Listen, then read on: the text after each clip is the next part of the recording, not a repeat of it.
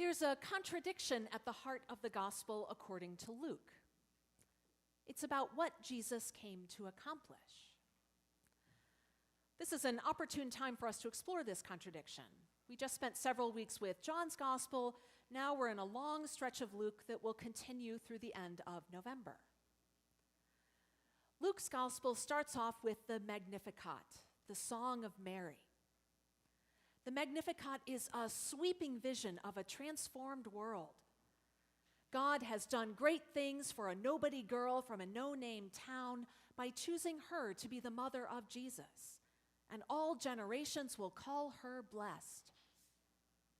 God has brought down the mighty from their thrones and lifted up the lowly. God has filled the hungry with good things and sent the rich away empty. So we might expect the life of Jesus to produce this radically transformed world. But when Luke gets to the end of his story, it seems like little has changed. Tyrants are still in power, trampling the lowly. The rich are still hoarding food, leaving the hungry hungry. So what was the transformation Jesus brought? Luke urges us to swap out our wide-angle lens for a magnifying glass. Instead of seeing the big picture, as Mary wants us to do, try zooming in on the details. Dramatic transformation does happen in Luke's gospel. In fact, it's all over the place. But it is more gradual, at a slower pace than Mary imagined. New Testament scholar Matt Skinner observes that for Luke, salvation is local. It happens one interaction at a time, one person at a time, one community at a time. All these individual transformations add up.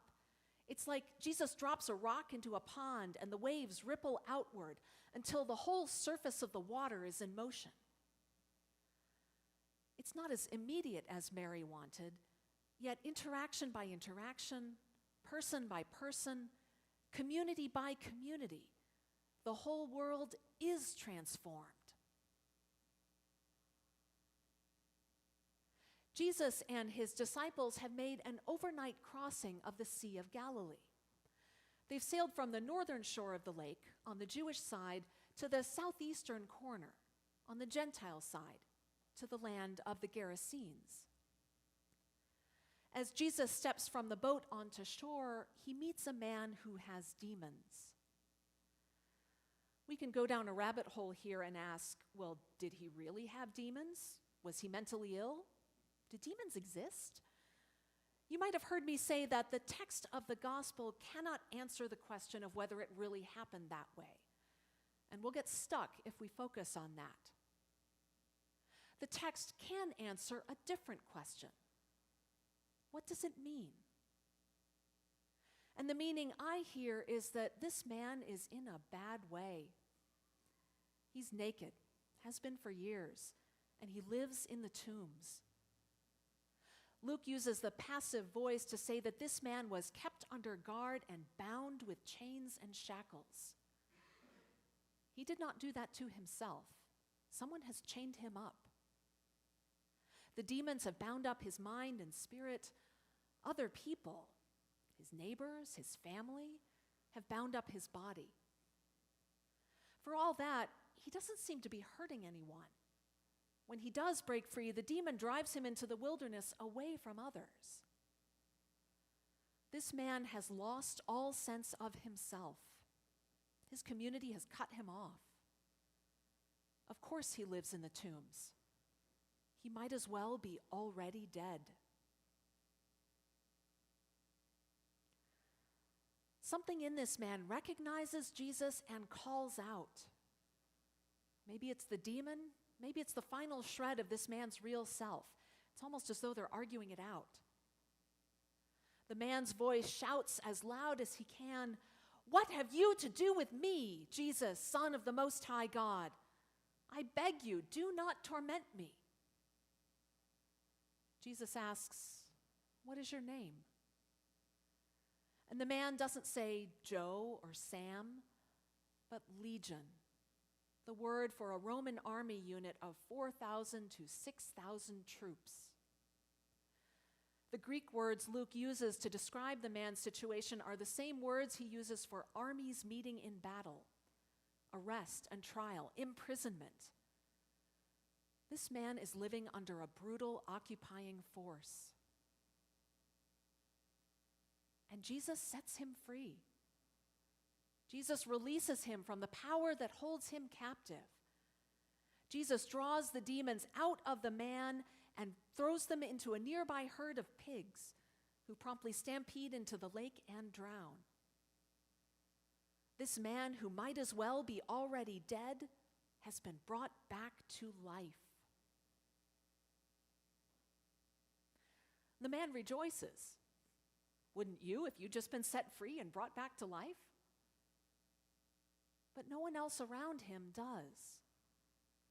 The other Gerasenes come out to see what's happened. They find the man wearing clothes, in his right mind, sitting calmly at Jesus' feet. And the Gerasenes are afraid. So they ask Jesus to leave. The man who's been set free wants to go with Jesus, but Jesus asks him to stay in his own land to proclaim how much God has done for him. They go their separate ways, Jesus and the disciples to sail back to their own town, and the man to share the good news of his freedom.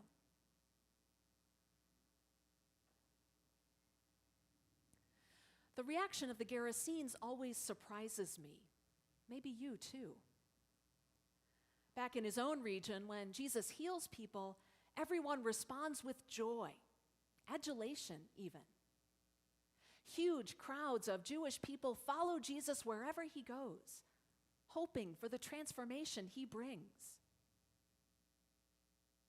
But not the Gerasenes. They don't want the transformation Jesus is offering. They thought they had a bargain. They chain up this man, and it keeps him and them safe. Legion stays over there among the tombs, and it doesn't come anywhere near the city. The Gerasenes are truly safe now. Legion is gone. But the bargain has been broken, and the Gerasenes don't like that. It's as if, in locking up the man with demons, the Gerasenes have chained up themselves. They are prisoners of the system they have created. They're even worse off than the man with demons. He was able to call out to Jesus for help, but the Gerasenes got comfortable in their chains. They can't even imagine a different way to be. They refuse to be free. So Jesus does as they ask and sails back home.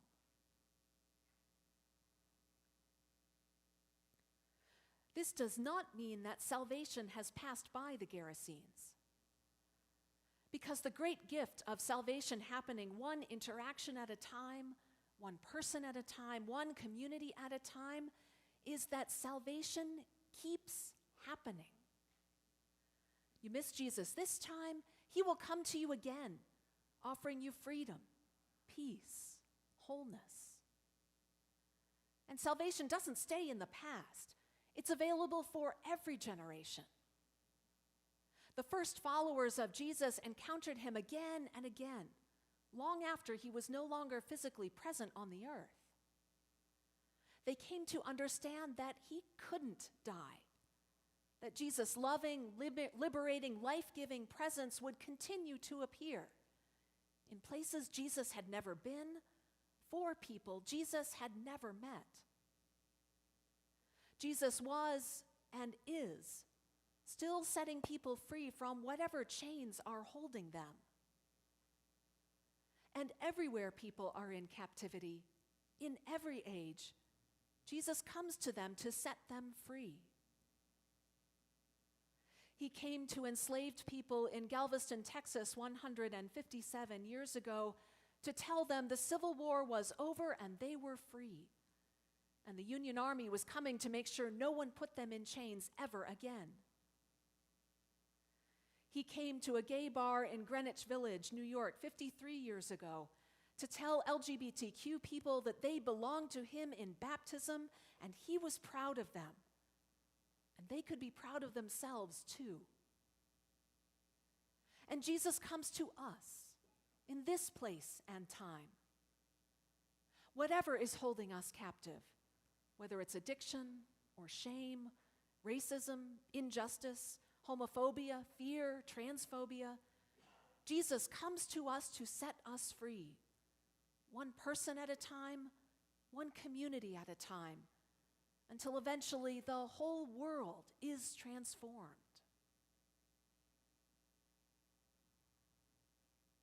That includes the Gerasenes. They might have missed out on salvation this time, but Jesus will offer it to them over and over again. The man who'd had demons is going around and proclaiming how much Jesus did for him. That memory is going to live among the Gerasenes. Someday they will cry out to Jesus for help, and he'll release them from their bonds. Because for the whole world to be transformed, the Gerasenes need salvation too. So do the slave owners of Galveston who refused to accept the end of slavery, and the police of Greenwich Village who raided the Stonewall Inn. Freedom doesn't mean much when some people are still in chains. The liberation that Mary sang will come into being only when everyone is free. So the loving, liberating, life-giving work of Jesus goes on. He continues to set people free from all the chains that bind us. It may not happen in an attention-grabbing way. We might miss it without a magnifying glass. But the transformation Jesus brings is real, if only we look for it. Salvation keeps happening, one interaction at a time, one person at a time, one community at a time. Over and over, in every place and age, Jesus comes to save us, all of us, until the whole world is transformed.